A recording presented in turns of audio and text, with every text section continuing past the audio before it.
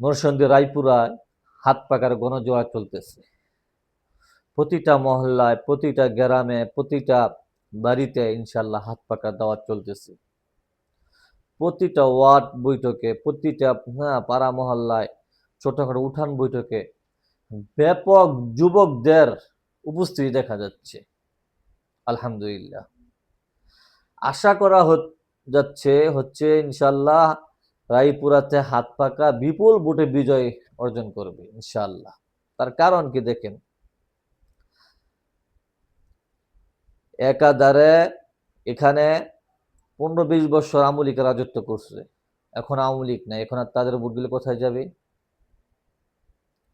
আর দলের ভোট কোথায় যাবে? জামাত, ইসলামী আন্দোলন সহ, মামুনুল হক সাহেব সহ সকল দলের 8 দলের ভোট কোথায় যাবে? সব যদি আপনি প্লাস মাইনাস করেন, নিশ্চিত ইনশাআল্লাহ আল্লাহ যদি সহায় হন, রায়পুরাতে হাত পাকা বিপুল ভোটে বিজয় অর্জন করবে ইনশাআল্লাহ।